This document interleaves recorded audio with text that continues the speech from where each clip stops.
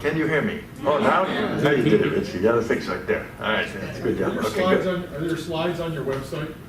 No, I created them for this. If you wanted a copy, you give me your card, and our website will blow you away, but we don't have this kind of stuff. But if you want it, I'll get it to you, right? And we got others. This is customized to this discussion and to you. When I go and talk about what our group is doing to build our group, the slide it has some of these slides, but it's different. So you let me know if you want it. All right. Why are we here? That's my grandson. That's why I'm here, right? When I'm working and I work hard and I work over 40 hours a week on this, right? In 2012, I shut down my business to do this the rest of my life. That's how committed I am. This is my mission because of this. His name is Nick. And I think you all have your own Nick and Nicole, grandchildren and children. That brings you into this room. And you can hear my emotion in that, right? So if I'm working on this, working hard, and I get tired and I just shut my eyes and see this picture. To give me the push to keep going. Because this is going to be hard work. I repeat, this will be hard work. I want you to give us some energy into that work. And certainly the Angs and I are committed. So that's one driver for me. Anybody know who this person is? Clearly not a 1980s hairstyle. All right? Susan B. Anthony? Well, how do you know that? A good guess. If I had a prize, you'd be getting it. All right? I didn't have to give my second hint was, she had a coin minted in her name, right? That would have been, some of you would have gotten that if this woman wasn't as smart as she is. All right? All right, so why is she here? All right, Susan B. Anthony. She started the women's voting suffrage movement in 1848. I traveled all over Wisconsin, as you can see by the map here, right? And you can see here. She traveled all over America, which was pretty much Wisconsin at the time, right? Okay. But she did on horseback and train, right? But she never married, never had kids. She committed her life to it, right? But really what inspires me here, and every time I say it, I can feel the emotion again. Ladies, we stand here today planting the seed that we will not reap the harvest. What does that mean? Anybody can tell me shortly what that means? Results, you'll be dead by the time the whole thing. I won't be here, ladies, when our grandchildren get this. Anybody know when the 19th Amendment was passed? 1920. 1920, September 18th, 1920. She died in 1905. If I have 1/10 her energy, I'm going to be a contributor to this movement. God bless her. She's the other inspiration. I close my eyes and I see those two, and I'm back to work. Rich and Leon and I, we hope that you have enough energy to give something. Not what we give. That's exceptional. All right. That's we can do it. We have the opportunity. But these are why we're here. That's my first point. We are all here for our children, grandchildren. All of us. You know, I see a couple of younger people without white hair in here, but I believe we grew up in the best economy and the best democracy in the history of mankind in this country. That's what exceptionalism meant in this country. I believe we don't have a democracy. I don't believe you might disagree with me, I don't believe we matter to their decisions at all. And that means you don't have democracy. And I believe we don't have the economy, and we're losing it. You know, stock market would tell you we got it, GDP, those are their metrics. The metric is, how is it impressing us? And we don't have an economy that works. That's why I'm motivated to try to change that for that slide right there, all right? So the only thing necessary for the triumph of evil is good to do nothing. Edwin Burke, a great conservative philosopher, right? The only thing necessary for the triumph of a broken government system is the fact that we didn't do anything. Rich it looks back and says, I wish I'd have done more. I got the same story as Rich. Actually, I started about the same age as Rich, said 52. Rich, that's right, 2003, I was 52 when I took my head out of the sand. And so Rich and I we're both engineers. we're kindred, we're brothers here in a lot of ways. So we have to now do what we have not done for 45 years. We have to get involved in the democracy in the ways that we can, little or a lot, either by time or money, whatever you can invest. This is an investment that we have to make for our grandchildren. That's why I will keep working. What we have is that our political system is owned by big money, bottom line. And is this what you want? I don't think so. Right? So we need to change that. And I even got a little thing that I carry around on this one, the essence of one when I found the sign. How can the politicians represent you when they're given millions to represent somebody else? They will, they are, and they're going to in the future keep doing that until we fix the system for them. We have a system of legal bribery, and our constitutional rights have been overridden by the Supreme Court, and not only Citizens United, but in other cases. And we need to change that back to this we the people issue. That's what drives this movement here. Our framers, right, we're sitting in, so what the year was the, I like to do quiz, you get, what year was the Constitution written? 1789. 87, all right, 1787, thank you. August in Philadelphia, without air conditioning, is not fun. Okay, these guys are sweating their asses off. This summer, I just took my grandson into Independence Hall and Liberty Bell. Went out east and I got him there. These guys spent that summer, they were working, they had many things they had to challenge. They had to put off, a lot of them says, I don't want an amendment without the abolition of slavery. They didn't get it, they had to negotiate, they had to come to the middle, right? That's the way democracy works, right? And they also said, we are afraid of what the corporations, if they get the power, and they get the money, what they'll do to this country. This is 1787, right? They just came off of the East India Company and the king being the oligopoly that we have the equivalent of today, right? So they were worried about corporations themselves and what that would do, and the rich, and a lot of discussion. Lest you think I'm anti-corporation, I am not anti-corporation. Our corporations are needed today. They will be needed forever in the kind of economy that you need for 7 billion people. I have no problem with it, and nobody I know that works on this, a lot of people around the state work, to be honest, and nobody I know says that they're against corporations. We're against corporations and the elite that own the corporations, writing the laws for their benefit as a crony capitalist system. That's what has to be fixed. We don't want to get rid of corporations. I want Ritz to keep his job at GE. Me too. Right? So I want to talk about 3 legal cases, real simply, and to get three points across here. The first case is the railroad company sued a county in California in 1886, and the Supreme Court ruled in favor of the railroad company. It's a tax issue. It was about having, are you taxing us equivalent to the next county kind of thing. And, that's what it was about. The ruling was for the railroad that that has nothing to do with this. What has to do with this is that the legal myth was inculcated into the psychology of the legal system, that a corporation is a person and has all the equivalent exact rights of a person under the Constitution. All right? The Supreme Court never brought up this topic. What happened was the court reporter who writes the head notes, which is, if you're in business, the executive summary, right? And in that he said, the Supreme Court did not talk about corporate personhood because it's already been established in law that a corporation is a person. And then I've got a map that's 17 feet long of maps since then of corporates using their personhood to overwrite the rights of the people, right? So corporate personhood, corporation being a person, is a threat to our democracy. It is a main cause of why we are here. Buckley versus Leo, 90 years later, all right, another case, I don't remember what it was about even, don't care about that. The point is, it established and inculcated the legal myth that money is equivalent to speech, right?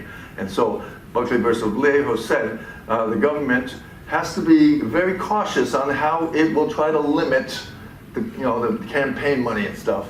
They didn't say you can't limit it, right? They said you need to be judicious on how you limit it if you're going to limit campaign stuff. So it kind of like started putting some brakes on the ability to limit the money coming into campaigns. If you heard of one of these three cases, only it's the last one, Citizens United. Right? Citizens United basically took those two and wove them together and said, it's clear that a corporation is a person that has all the rights of persons under the Constitution, and the First Amendment of the Constitution says that any person has the right to speech no matter what. The government cannot limit that. And therefore, the corporation being a person has the right to speech, and you no longer are allowed to limit money at all. If you heard of McCain-Feingold, it died that day. Right? So they just basically said, all locks are off. Super PACs were born.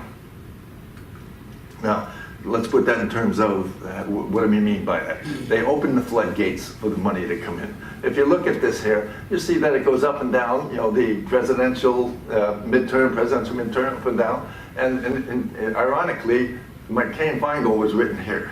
It was passed here, right? Which was supposed to do some limiting.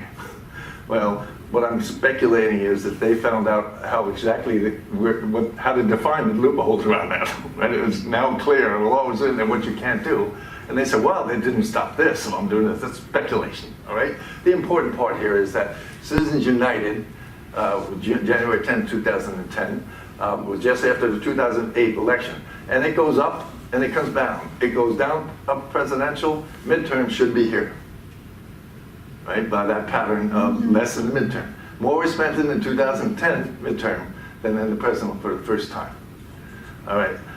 I said, okay, that's cool, until I saw the next slide, 2012. So the next slide, right, is going to be exactly this slide. I'm going to put one more blue bar to the right for the year 2012.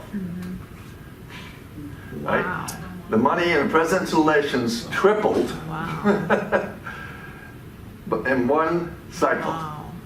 right? And it's going to, you know, it's going to keep going up.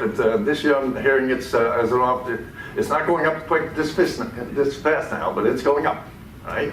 And it's going to stay up or keep up. That's what Citizens United did. It opened the floodgates of something that is a problem, and this is why since 2012 we cannot get away from the ads. You know, next year they're going to start with the presidential ads, right? And a year in advance, we're going to start seeing that coming up. So that's what Citizens United did functionally in terms of all this money coming in. That if I'm a legislator and I take that money to get in, and I don't write the laws they want, are they going to give me that money again in 4 to 6 years, 2 to 6 years? They're not going to give it to me. I'm going to write the laws they want. They can sit there and they do say it, but we don't act on that. Yeah, I know how humans act. You're a human, right? So the point is, it does matter, the money in politics, for owning it. So some people want to blame another party. This is not a partisan issue. I got a lot of this, you know, this is a slide I had to, oh, good, you can't even see all this garbage. Point is, both Obama and Romney campaigns spent near $1 billion each on their campaigns.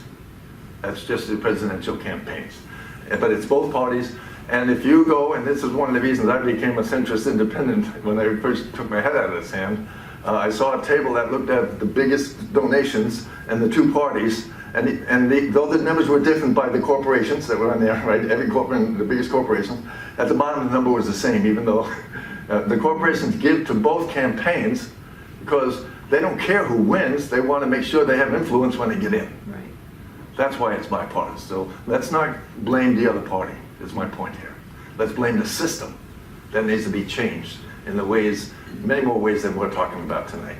This is the one that really grabbed me when I first saw it. It's ugly and I don't have time to make a pretty one, but this is a pie chart. If you know what a pie chart, there's a little sliver there. This is 99.75% of the checks written. We don't really write much checks nowadays, right? We'll go in and do, but the checks written, if the cash ends, but 99.75% of them were less than $200. I think that's most of us if we contribute.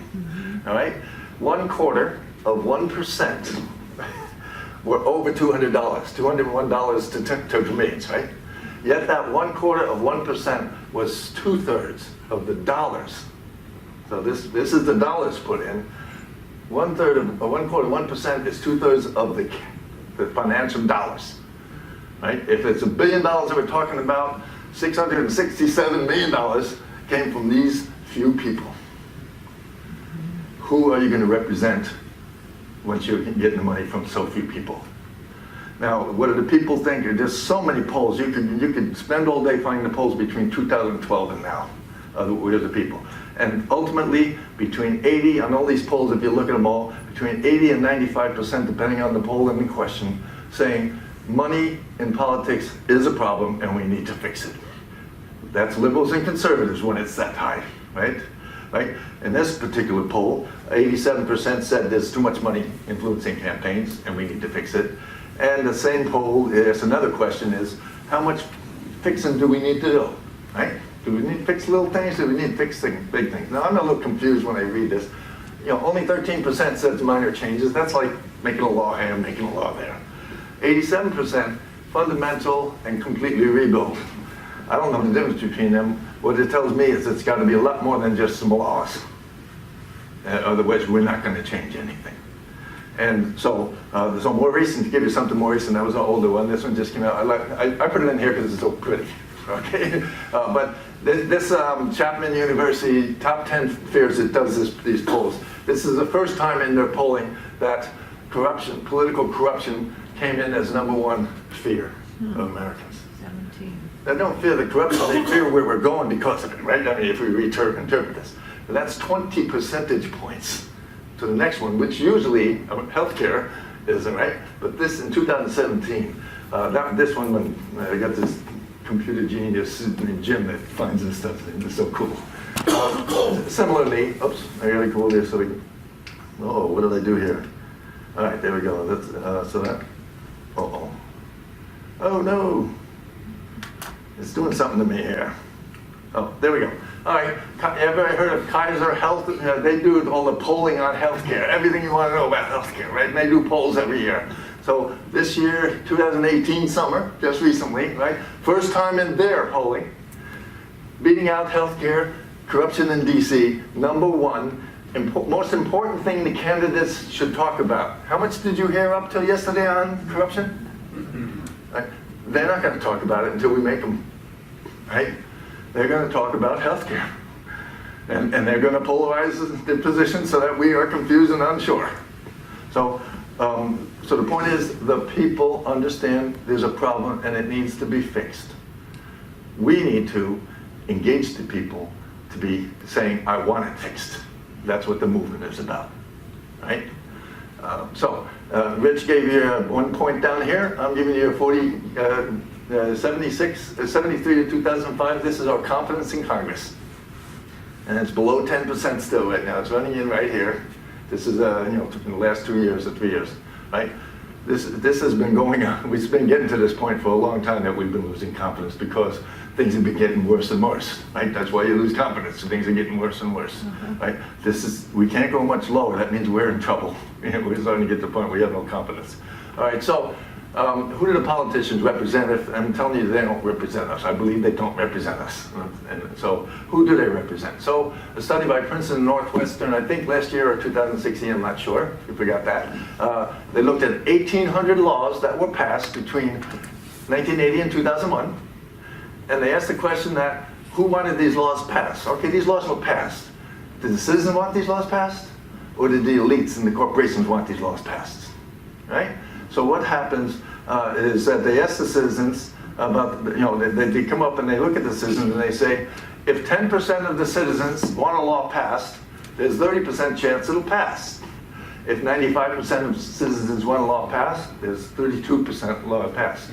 Now, if you're an engineer like Jim and I, there's probably another one of you in here, we call this a correlation coefficient, meaning there's no relationship between what the people want and what they get, right? You don't need to do the statistical math that Rich and I have done in our jobs for years to know that the graph says it. So if you're elite, anybody in here is an elite? Or a corporation? Corporation is a person, so I can't tell. Okay? The elites, it's different. All these laws passed. If 10% of the elites wanted it, 8% chance it would get passed. If 95% of the elites wanted it, 62% chance. This is called strong correlation, strong relationship. Only way we get what we want, because we're getting it 30% of the time, right? Only way we get what we want is if they want it too, or at least they're not against it, right? Otherwise, we don't get it. That's what that says. What it means is I put forward the proposition that we the people are not represented, and we have to change that. They will not change it. And we're looking for people to help us change that, right? So we have a democracy in crisis, and we need to reclaim our republic from that system that's broken. And we believe nothing short of an amendment is going to work. Now, I'm not saying that an amendment only will do it. Not true, or we wouldn't be partners. Amendment is a prerequisite as part of all the things we do, and there are many other things we have to do too, like what United America is doing. So it's a requirement, but it's not sufficient to change it. All right, but I believe, and others in this movement it might not be so strong. I believe unless we get this amendment, all this other work is not going to have legs. It's not going to be durable, even if we pass it. All right. So how do we do? So how we got here? How do we fix this? Right. We fix this by building a movement. So it's not about the amendment. The amendment is a process and an outcome that we need. But we need to change the whole system. We need a movement to do that. And we don't do that just by looking at the lawmakers. We need the people to be involved in the movement. Right? Susan B. Anthony movement culminated. We've all seen the movies about the women going to jail, losing their kids and families because they, in the early 1900s, just before it passed, right? That's what a movement is. We've all seen the movies of the black people being shoved against the wall with the water hoses because the system was going to fight it. That's what a movement is. I don't know that, I hope we don't have to get to those levels, but we need to have the people saying, I want it. And if it means getting on the streets, which might be needed, we're going to have to do more than just pass laws. That's the whole point. We're going to do more than just pass laws. That's going to take a lot. So what is United to Amend's MO? How are we doing, adding to this movement? And then I'll talk about how Unite to Amend adds to this, Unite America adds to this movement. We are building a movement, getting people aware by going into communities and putting on the ballot a referendum for that community to pass a resolution that says, State of Wisconsin, we want you to call for a constitutional amendment, right? So we get an amendment by either the Congress doing it by themselves, or if they won't, and they won't, the states coming in and say, we want it, and you will. That's what we're talking about. This was put into Article 5 of the Constitution. The framers were smart. They said there could come a day when the federal government is so corrupt, we need to be able to make changes without them. If we do it, and if they don't get involved when we get enough force, we need 34 states to call for it to make it official. If we get to 34 and 5 and they've done nothing, then the states do it themselves, right? And if the states do it themselves, the Congress and the president are not involved. So the framers have cut out the federal government from the process if they won't cooperate, thinking what has happened might happen. That's prescience. All right. So we're trying to build power as well as make a statement to our state legislature that we want to pass this amendment. This is not a Wisconsin movement. This is a national movement, or it is not a movement, right? And we have passed 133, as I showed there, 780 around the country of these same resolutions, similar resolutions. Each state's doing it their own way, right? Right? So, and actually, as of yesterday, we had 9 more passed. So this is 142 and 790 today. All right. So, so this is nationally going on. Now I'm working with other states, and we're building this movement in that way, and working with a lot of organizations. And Wisconsin has passed. Let's stay with the old numbers because the percent's not going to change. If you do the math here, 16% of all the resolutions around the country were passed in Wisconsin, right? And we have about 2% of the population, right? We are leading it, and the country knows it. And I'm working with other states that want to get me on the phone and in their meetings to start up. So I want us to keep that leadership as we did with Bob LaFollette 100 years ago, right? We need to keep that. We can keep that leadership. But we need your help to do that. In whatever piece of this movement, and there are many pieces, we are only one piece. I'm trying to draw the connection of movements, and that's why I'm here today, right? So what else are we doing, right, in this movement? So we're working with faith communities. I'm on a national interfaith caucus, trying to get the faith communities to come in. The faith communities have always been an important part of movements, whether it be suffrage, whether it be civil rights, or unfortunately, whether it be prohibition. Prohibition was driven by the wives whose husbands were spending the money during the Depression, and they got it done by going to the faith community. All right, we can do this wrong too, but that doesn't mean we stop it. And we had to have a second amendment to correct the mistake on that one. Point is, the faith community is important, right? And then we're also going to be working with trying to get businesses involved. The recent poll I saw for smaller businesses, not the giant corporations, but 66% of small businesses understand that corporate personhood and the power it gives them doesn't work for them, it works against them because it builds crony capitalism. What is crony capitalism? When the government and the corporations work together, we have crony capitalism. I'm a capitalist, I'm not a socialist. We don't have capitalism, we have crony capitalism. They're very different, and Adam Smith, the father of economics, talks about that with the mercantile system that they had then, which was crony capitalism. So we need to get businesses that understand that they are hindered. Their innovation, right? Rich talked about innovation and change. The big corporations write the laws, so it's harder for them to compete and get their innovation. So we need the businesses, right? And we're building coalitions with a lot of groups. I'm here today because we are partners, Unite America and us, and we have different things to do, and we're going to work together as we can and will with organizations like that. So, and we're supporting, as I said, I get on the phone and I've been on Skype calls with other states trying to get going on this movement, right? 19 states have called for this amendment so far. Wow. We haven't done it. Wow. So 19 states have made the call. And what they call for is an amendment to get big money out of politics. It's got to be that vague when you get all the states involved, right? So, and that's when you get to the 34, then we all get together, or the Congress gets together, which they always have, and then they start writing the laws that the states say we want, and then all the negotiating of the actual language happens. So we're not just starting this. We're more than halfway in a number of states. Of course, if you're a mathematician or engineer, you know about the law of diminishing returns. It gets harder, right? The more you get, it's going to be further between each one. It's harder. The easy ones come first, right? So we're working to be some number between 19 and 34 to do that, and so to get a constitutional amendment passed. So what do we want in an amendment? I talked about amendment. What is it you're looking for, George? Right? I'm looking to, as you can see in the red, right, clarify in the Constitution, not change the Constitution, clarify in the Constitution the changes I'm going to talk about, right? You're going to change the Constitution. No, we're clarifying what it says already.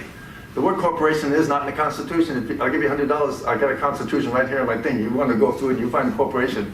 You give me $10. If you don't find it, I'll give you $100 if you find it. Anybody there want to take that? You know I studied the Constitution, right? Okay? Point is, so we had to clarify these things. And what do we want to clarify? So this is shaded out. You can't see. This is the preamble of the actual referendum that we put on the ballot. This is the language we say to the community we want on the ballot. And then the preamble says, because we got these old problems, there's money being controlling our government. You can't read. We need this. Only human beings are endowed with constitutional rights, not corporations, unions, right, or anything that's artificial. And money is not speech, and therefore limiting political contributions and spending is not the same as, right? What were those two cases myths at the front? I brought those up as the myths that we need to clarify. This is the language. This language is in. We have bills in both houses of our state that will not be taken up.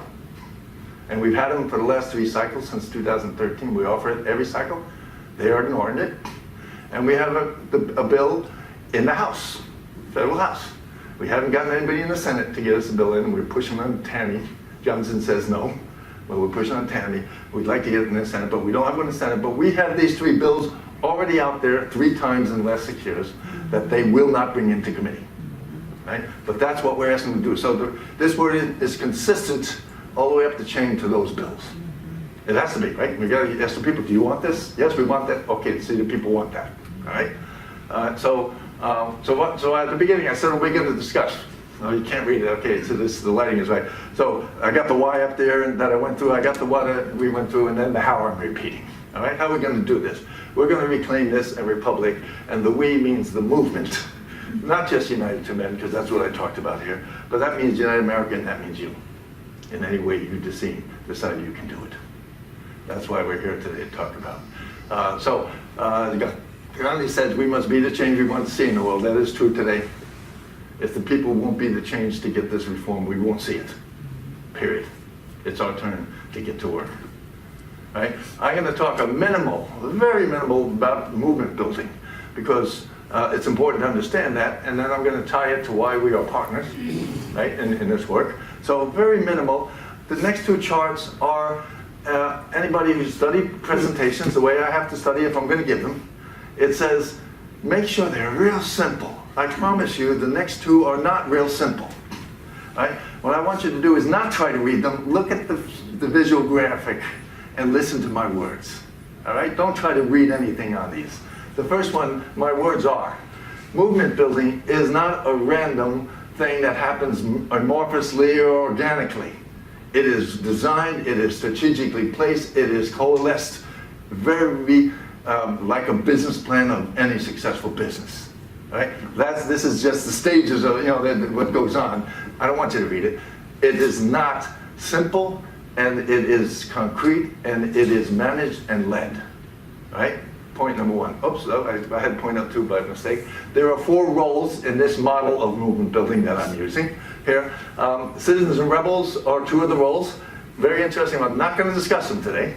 Right? I want to discuss on the right-hand side here, reformer role and change agent role. Role meaning jobs that got to get done, who does them? Working together. Like you got, Rich has got, I don't know how many departments in GE. They all have their roles. And they all have to work together. But they have a role. And the other department doesn't do the role that Rich's department is in. Right? Same thing here. Certain people have to be reformers, and they got to work on their role. And some people are going to be change agents, and I'm going to tell you what that means. And they work in their role, and they work together. And as an individual, you might work with Rich's group and my group, and you're working in 2 of the roles as an individual, right? But reformers do something, change makers do something. I'm going to first talk about change maker, because that's what United to Men is. All right, we're change makers in those roles. And the person that's in that role, in the purple, work outside of the system. All right? So we're working, as you're going to see by the end of this slide, not in the political system, but outside of it. And how do we do that? We educate citizens. That's our role. We got to get people to understand. We've seen by the polls that people understand that there is a problem. Right? They know that the money is a problem and it's got to be fixed. The polls show that. The results on all of these dots are communities that have passed our resolution, 142 as of yesterday, right? We do that to build the people's knowledge while we're getting this done to tell us. So we have to educate the people about the solutions and how we get to the thing, because they already understand there's a problem, but they don't know what to do, right? And in doing that, we have to create grassroots movements. We have to find people in communities who will work with us to get this work done. I will work with anybody. I'll come in, we'll get it on the ballot, and we'll have a party afterwards in every one of these communities, all right? And in my handbook, the last step is party. Because if you've been involved in doing this kind of work, and I haven't until the last so many years, you need to have celebrations, because you're going to have a lot of losses too, right? So we got to teach them to party. And in that thing, we got to build these long term. It's not, here today, gone tomorrow. That's not going to work. We have to have people established, because our role is going to change. As we succeed, we have to do new things to push this forward and forward and forward, right? So we have to be building movements, but the important thing is we have to change show people that there's different alternatives than the system that we have today. They know the system doesn't work. Most of them don't know how it works, that it's not working. They're not aware of it. They don't have knowledge. But we have to show them there's alternatives, and we get this paradigm shift. We have to get them to think that there's something that's bigly different, right? Not just you know, some small thing. And to do that, we have to change the mores of society, right? Mores is the way society acts and sees itself, right? And related to that, we have to change specifically now the expectations of citizens from, oh, it's broken, oh well, to, oh, it's broken, and I haven't heard you talk about this while you're running for office. Right? We have to move so that when people start saying, well, how about, why haven't, remember that, that Kaiser poll, was it, you know, what do I want to hear from you? We have to get that to be happen, right? So that's changing with the expectations. Once we get that, then there's the next stage is, oh, okay, now you're talking about it, give us the damn amendment. Stop talking and act. So that's what the change maker does, that they get the people to see the world in a different way, to become the change they need to be, to win, right?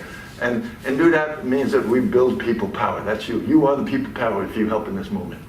That's what people power is. Those of us who are not part of the political system getting out and investing in our democracy, which we haven't done for 45 years. So, are we the only ones here? There's a lot of organizations we're working both in state and out, right? You might recognize some of these people depending on how involved you are. Democracy Campaign, Grassroots Network, Blue Jean Nation. These are all organizations that are change makers. And there's another role of change makers is sunlight. You know, a lot of these organizations here, all they do is they just get it out there. You know, you've heard some stuff because they're trying to push it out there. And what are they pushing against? The media that doesn't want it. So their work is hard too, right? And that's what they do. Sunlight, meaning they try to get the people to see what's going on. And that's important. And then there are complementary groups that do other things. This is an important one that we work at. That actually what's the name of Act America? What's the name of the America First Act? You know, the bill that they're talking about in their thing. Anti-corruption.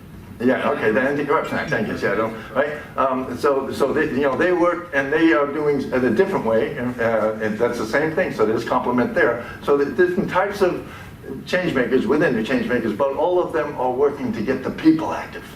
That's the key about change maker. Activate the people.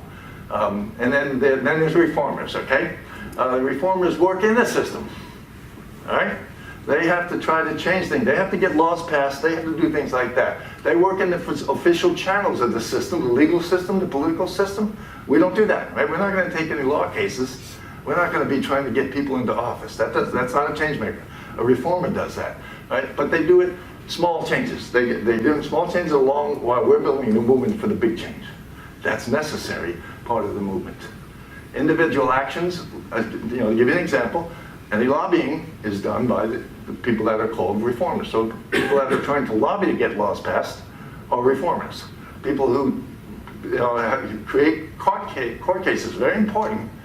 Court cases play a pivotal role alongside all the movement building and all of the other stuff to try to challenge the system. That way it's got to go. And elections. And of course, you know, United America wants to get this Fulcrum study that Rich talked about relates to that. So they're a reformer. United America is playing an important role, as we are, and our partner in that way.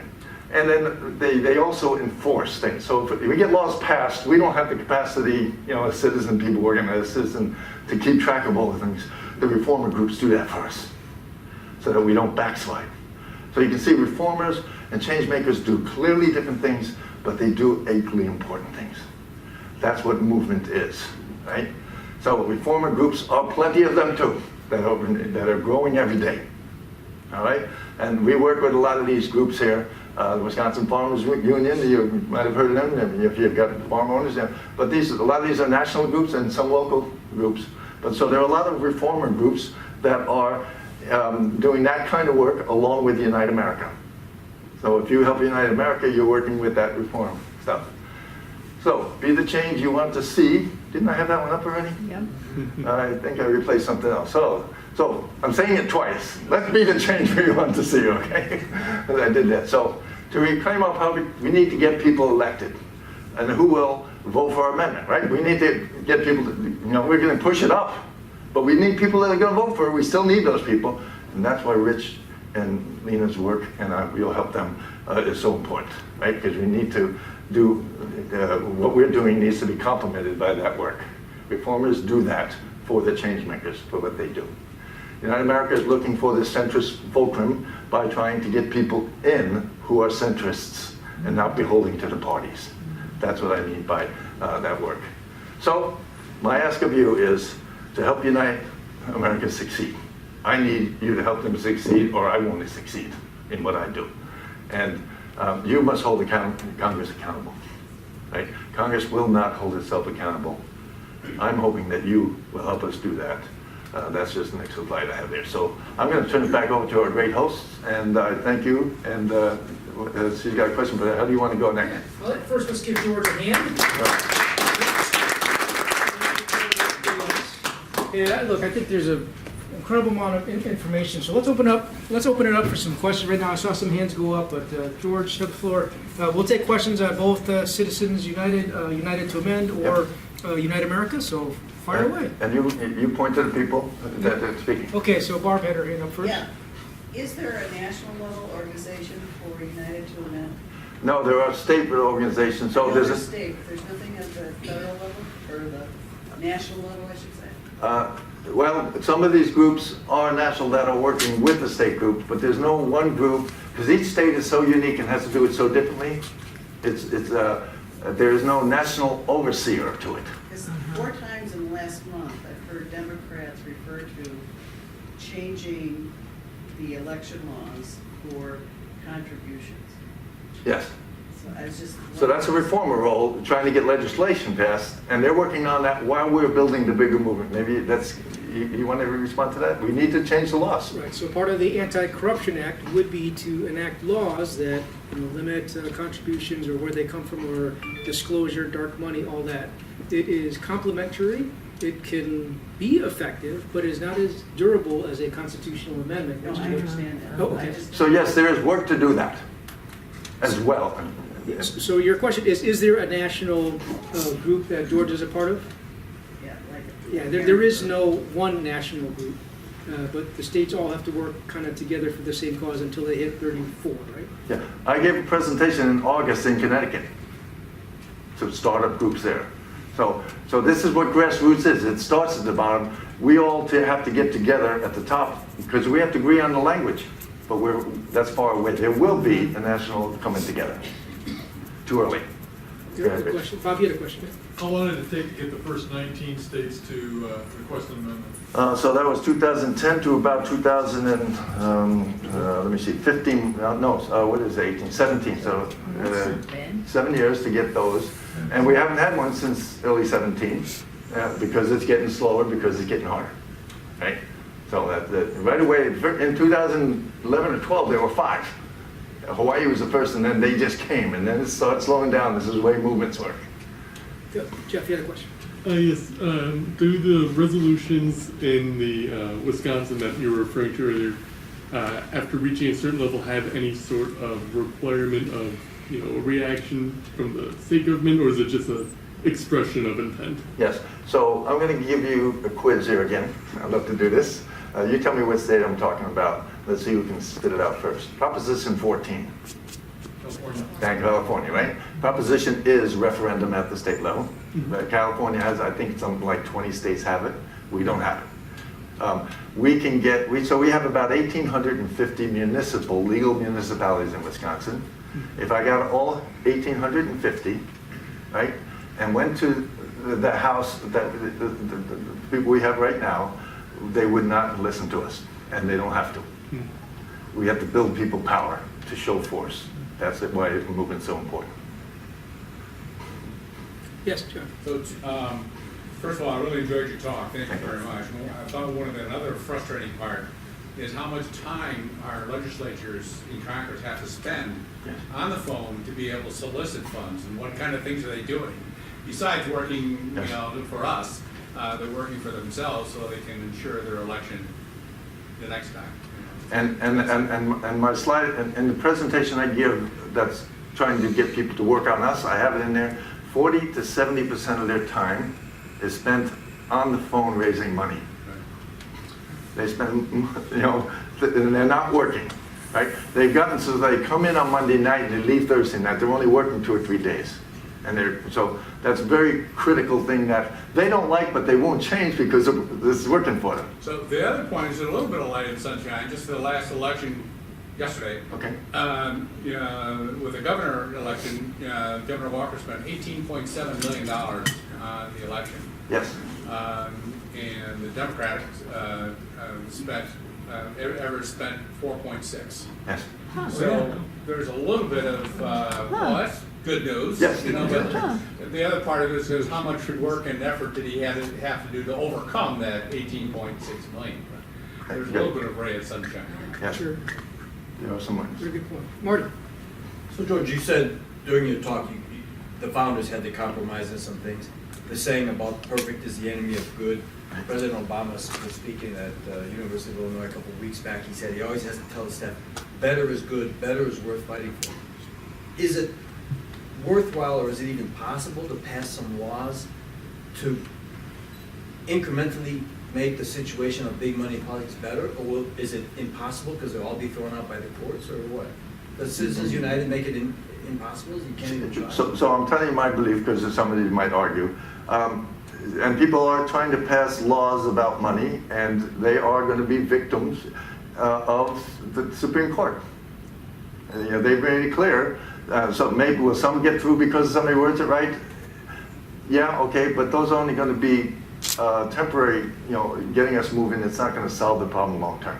Some might get through and pass, but not many of them. But we still got to try to, that's the litigation part, by the way. We have to try things and see how the system handles them.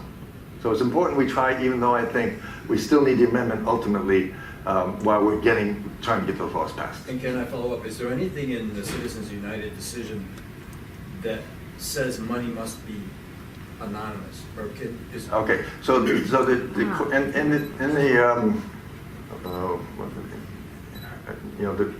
what they put out to the public, I'm a blank on the word, and what they said, they basically, and this is the irony in part that you're going to laugh in a minute, okay?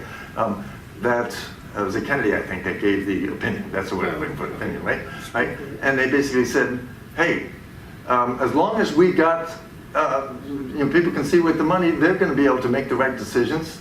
That's one of our reasons why we don't think you should limit it. The people will limit themselves. There's all kinds of bullshit in that.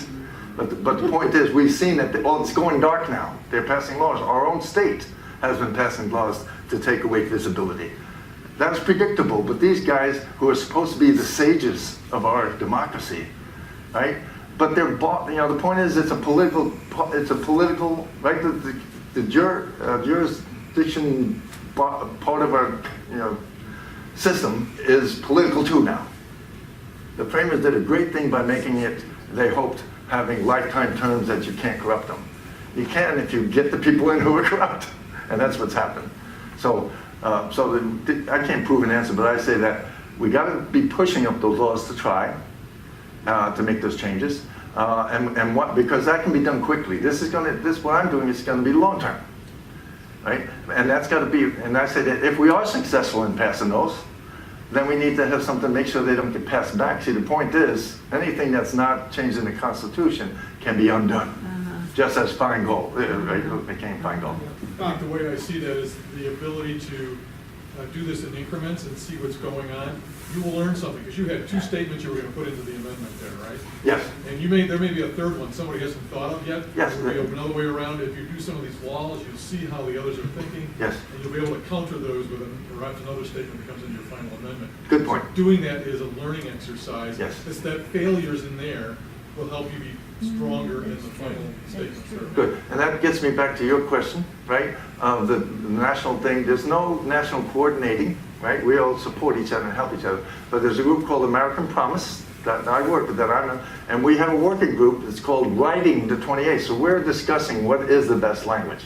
So we're having that discussion now, but it's not controlled by any, right? It's all of us getting together on the phone every couple of months and saying, okay, what about this? And teaching each other about equal rights of votes, writing votes of people, so that we can say, how does that fit into an amendment? So we're having that dialogue to get the language that would be final, that we would hope be final, but it's not controlled from the top. No governing body, but like a coalition. There's a coalition of people who are doing the work and saying, and we're in there saying, here's why we think it should be this language, another group thinks it's different, here's why we think, and we have to negotiate that ourselves, because we have to come up to one language. And then we'll get back to her, yeah. Correlating that to what Rich and the team are putting together too is, same thing, you're looking for that fulcrum to take effect, get some centrist in there, that's the things for the short term, right? Correct.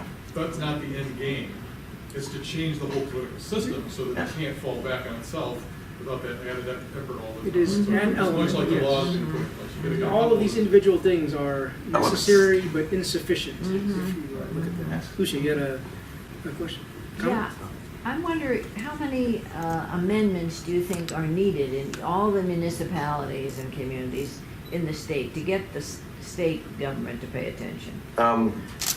We can have every community pass it and it wouldn't do anything. So then, what's the point of us working in each community together? The point is that we're building power, we're showing. So let me give you an example here of one point, right? Anybody know who Representative Gallagher is? 8 CDs, Green Bay to Appleton, Oh, yeah, Republican, yeah. right? I was at a conference in New Orleans in February called Unrig the System. So we had our first national conference on reform. 1,500 change makers and reformer citizens attended. All right? First one we're having the next one I'm already signed up for in Nashville in March. Right?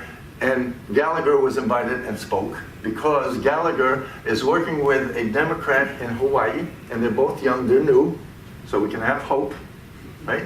And he started with her a reform caucus in the House to try to do reform. That's why they invited him in there. When he got done talking, I walked up to the stage, I said, Mike, I don't know you, I'm from Wisconsin, I'd like to talk. He said, okay, I can do that. And I said, here at the conference. And he said, okay, so we met the next day, we spoke for 15 minutes, right? I showed him the respect he deserves, right? And I said, Mike, how much time can I get? And we will stop in that time, right? And so 15 minutes, we were done. And in that 15 minutes, I pulled out a paper version of this and the list, and I gave it to him, and I said, we're trying to do this, and now I saw this. And then it was followed with, I don't even know about that. You've done all this? That's the power. He said, the power is that the people are showing what they want. We're showing legislators that all over this state, you'll notice that at the top, northern part of this, very blank, Yeah. right? My goal is, and I'm starting to build my network up there. Next summer, I have the saying, which is a metaphor, I intend to live up here next summer, right? This one here, our most northern one, all right? I'm going to give you some more good news, right? It's called the town of Lake Tomahawk, right? It's the most northern, oh, that's not it. Where is it? Oh, is it not? Yeah. No, it's not on here. I know, you fixed that line. So anyway, it's up here. It's up in here. I don't have it on this map. All right, the town of Lake Tomahawk. Just north of Rhinelander, if you know where Rhinelander is. All right?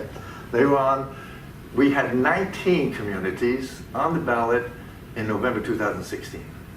And what happened in November 2016? Presidential race, right? Trump, right? 19 communities voted. We've never had a community fail, first of all, right? We know it passes. My strategies are to try to raise that number so we can build point there. My champion I have up there in the community, who I work with, called me up on Wednesday morning and said, George, I'm excited. It passed. And we got 91% yes vote, a record. We got that before then, highest yes vote, voted yes, was 88. And she said, it's amazing. We voted way Trump and Johnson. Except for that. Not except for, in spite of. The conservatives and liberals alike know this needs to be fixed. But we have to show them. That's why I'm going to be up here, to get the stars up here to show the Republicans. Right? Just because we can't force them doesn't mean we can't coerce them with power of the people. That's the point, and that's why it's so needed. So passing the amendment does that. Passing in each community helps to build that. It builds our power and the recognition and the numbers. So we create metrics, right? 78% the average vote, yes, is 78% of all the communities that voted.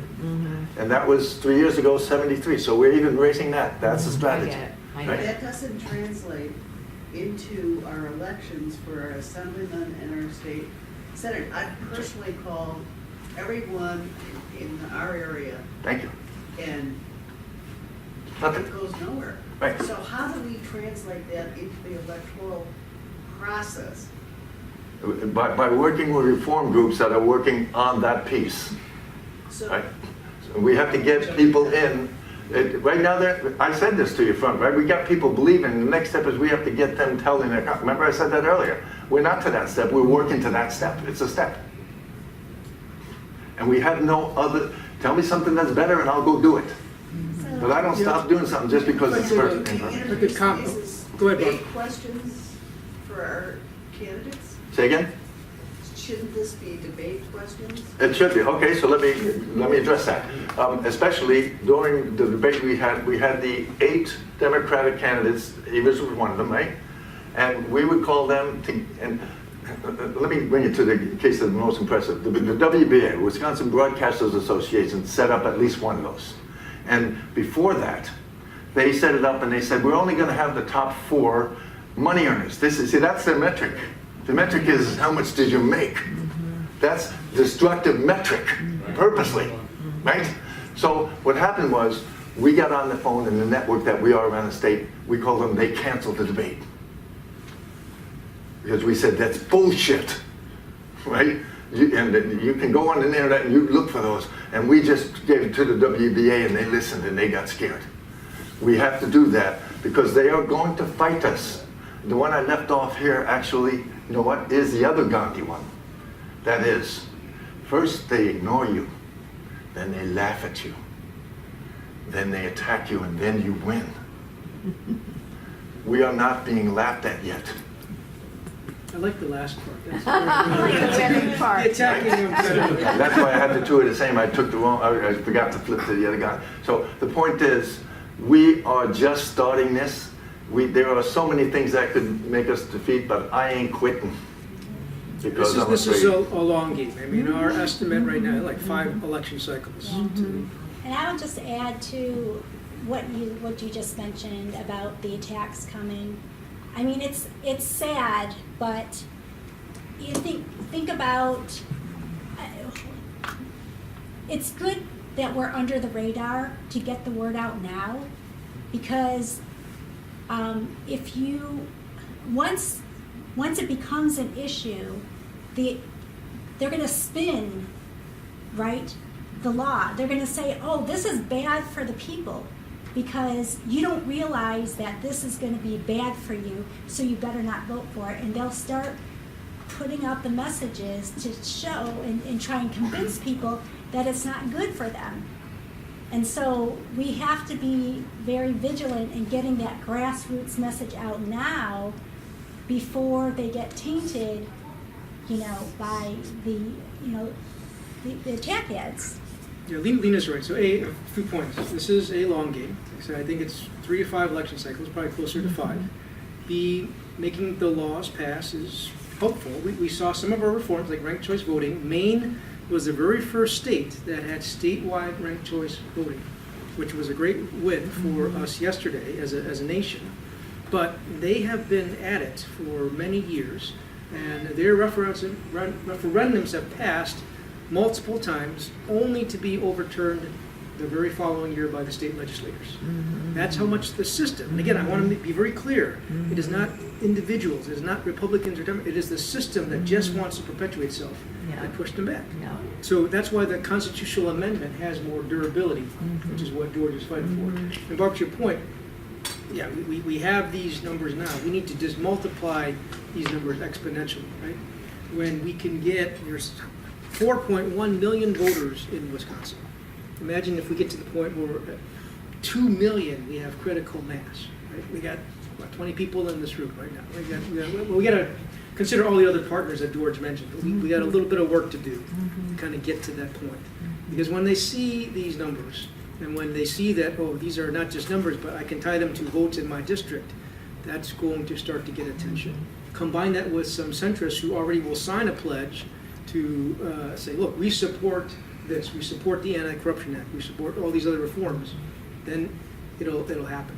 Most movements happen, it's really hard here, when you're getting close to the end, and then all of a sudden something happens and it reaches a tipping point. Yeah. That's what we have to get to.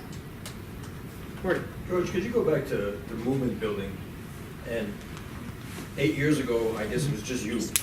No, it wasn't me. I actually came in 2 years, so it started in so the movement, this is interesting. The movement, the people who started the movement for this amendment and wrote those language, right, are in California and Madison. Okay. Right? And they formed a group that we work with called Move to Amend. That's around the country there are all these groups I work with. Right? Move to Amend is a partner that's going for the exact same thing as us because we are partner to them under that. And they did that in September 2009. Okay. All right, before Citizens United, because these people knew what the ruling was going to be. You can read the future, the short-term future from the short-term past. And so they started the movement, the people in Madison. I wasn't in until 2 years later. I came 2 years into the movement. Okay. I didn't start it. So my question was, now you referred to a network, so from where you were then, where are you now in terms of your network, your mailing list, how many people do you have, and then what's your vision? Right. Okay, so the vision, and it's on our website, our plan, right? The vision, top, as he so did, is to reclaim, this is my personal interpretation of the vision you would read, to reclaim our republic to represent my grandson. That's the vision. And vision is that. It's what is it you're getting. Ultimately, I want my democracy back. Now the mission is the next level. He talked about the mission. Our mission is to get an amendment passed that will allow us to write the laws. So let's say I got the amendment passed tomorrow. All these bad laws now have to be litigated to the Supreme Court, and the Supreme Court now has to rule on them based on the new Constitution. I'm sorry, not the new Constitution, the new interpretation of the same Constitution, right? And so the strategy is going to change. Once we get the amendment, we're still going to be building the movement. We're still now going to be working to get the changes needed. That's why he's saying it's a long game, right? So does that answer that question enough? Or you want to dig a little I didn't deeper? express myself well. I'm way down in the tactics. Okay, tactics. Do you have a mailing list? Do you have 500 people? You're not 17,000. Sorry? 17,000 in our database. Correct. Right. And so how did you build it? And then how big do we need to get it? Well, again, there is no big. Big means you get more people working, so you want to keep building it. Because there's no number, somebody asked the question, I think it was you, how many do you need? There is no quantity because it doesn't matter how many. How many supporters we have only shows, and we want to build that database, and we bring that list when we start getting, when we think we can be heard, right? Now getting some balance in our legislature is a step forward. One party doesn't control it all. I'm not a Democrat or Republican, and I'm glad what happened yesterday, only because it gives us balance, right? And now we will start talking to the governor now because he might listen. The other one wouldn't. Yep. And we're going to change our strategy depending on how things evolve. How did you get 17,000? Going to Madison's farmer market, going out and going to fairs we got a form, it's called Support a Form, it's on our site. I would ask you to download it and go to your friends and family and get it filled out to get in our database. Is that descriptive? It's just one way. See, a lot of miles, a lot of talks like this all over the state. State. Yes. Wow. I think maybe just to stay on this for another couple of seconds here, I think what I'm hearing too is that there are 19 states that have already taken this forward. Have called for the Called amendment. for the amendment. Yes. Somebody there got to a critical mass or a critical point and decided to take it forward and actually convince their state to make that happen. Yes. And there's some criteria they used to decide Yes. when they were going to do that. Yes. I'd love to hear what those are, maybe not tonight. Okay, so, well, you can hear it Understand what because those are so that we can understand. the answer's simple. Yeah, and how far are we from that? There is no one answer. Every state is unique. Yeah. Every state has different processes and everything. So some of them, let's take Hawaii, which is the first. I actually met with the woman from Common Cause. Common Cause drove it and they were the first, right, in Hawaii, right? And you've heard of that group, right? We're not working. Common Cause here is not working with us. We haven't convinced them enough. But so I met with her. I said, all right, I want to learn what you did here because I need to know the big picture. It was done. And I sat with her and I told Lena this today about how the thing is so different. How did you do this and how do you go forward, right? So Common Cause they have, what, about 5 or 6 islands, right? Each island is a county, right? And in each island county, there are no other municipal agents. There are no cities and towns. Now, you go there and you're coming into Kalalapi. Well, that's a name given to an area. They have no power, no right municipal power. So they don't have towns and cities and villages. They only have counties, except, of course, one city, Honolulu, right? So all they had to do was get people to go to the county and say, would you pass this? And they got the 5 counties and they went to the state. That's why they were so quick about it, right? But matter of fact, when I talked about our leadership, what I meant was our leadership is that we are building the movement, right? Most of those 19, California has been getting a lot of them too, right? But most of the 19, I would say that, and they're mostly blue states, right? The liberals went to their state right straight without working with the citizens and got it passed. So every state's got to have its strategy. We can't do that, so we build power. We show them, right? Because we don't have the same laws. So you could go and find out the strategies, and I could give you the site and look into it. But everyone's different and unique, and I don't need to know that. I need to know how I can work with them when it's right. So that's why I don't know how they did it. But I can send you the site if you want to investigate it.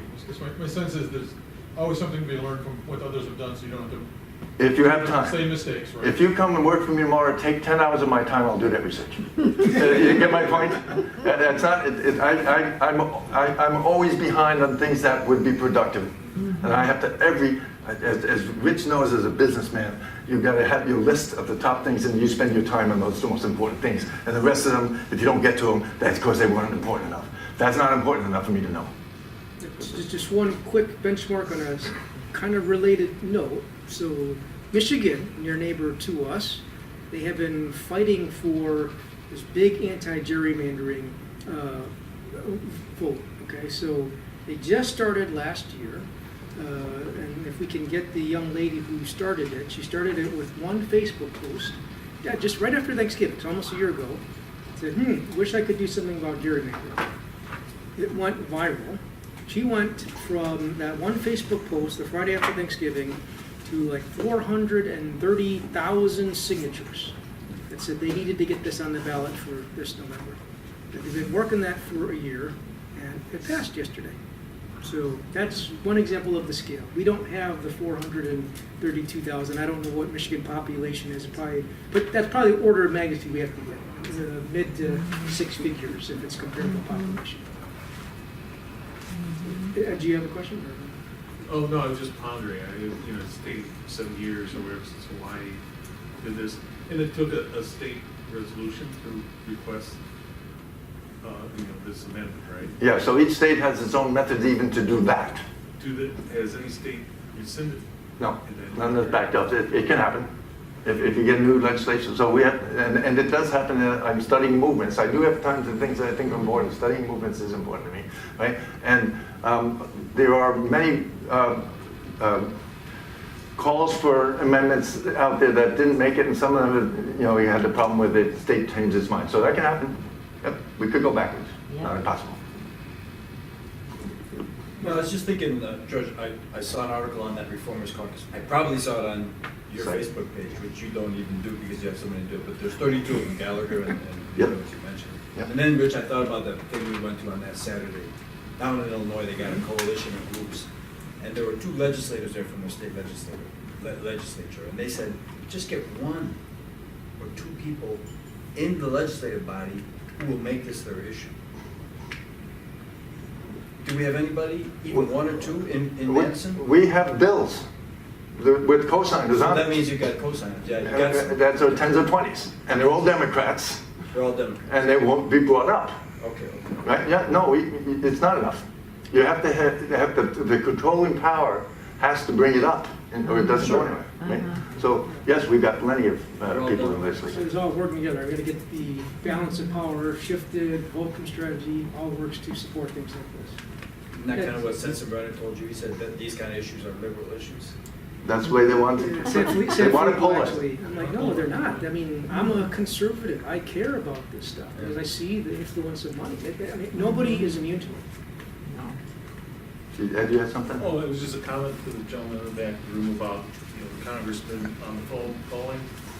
Mike Gallagher's name has come up a couple times. He sponsored a bill in the House to make that illegal while Congress is in session. That's the latest bill they sponsored this How'd year. that go? He just introduced it. I mean, he didn't get a vote or anything yet. Yeah. They probably Right. would never even Well, see that's it something submitted. maybe they- But it was to make it illegal for any congressman to be soliciting funds while Congress is in session. Wow. If it goes nowhere, Yeah. it's good Yeah. news. Wow. If that goes nowhere, it's good news. We have a young conservative on our side that we can work with to try to push the others. Right.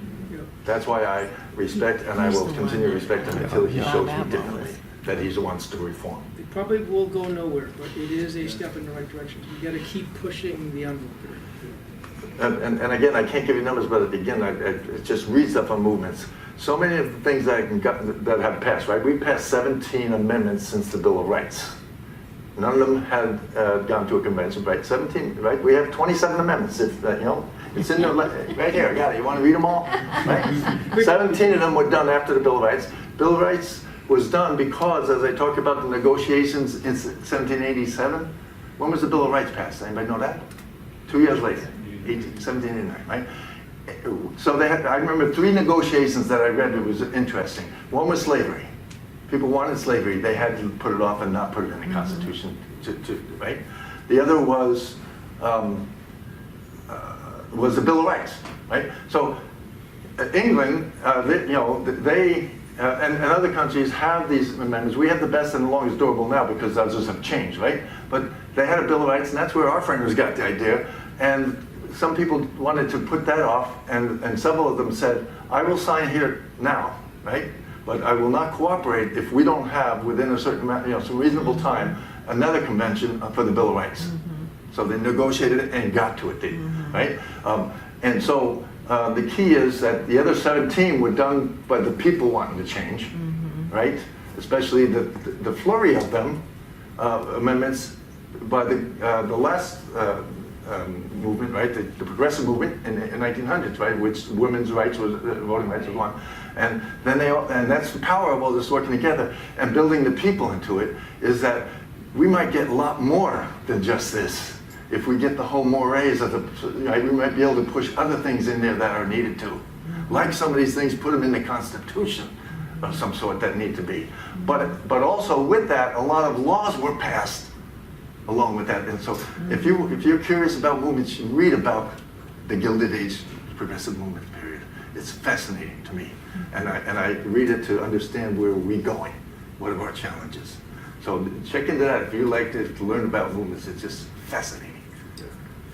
Okay, great. So we're gonna end it at this time. George has a long drive back to Madison. Let's give him a hand one more time. And Rich and Ed. Thank you guys all for coming. Rich and Ed, too. Thank you. Rich and Lena.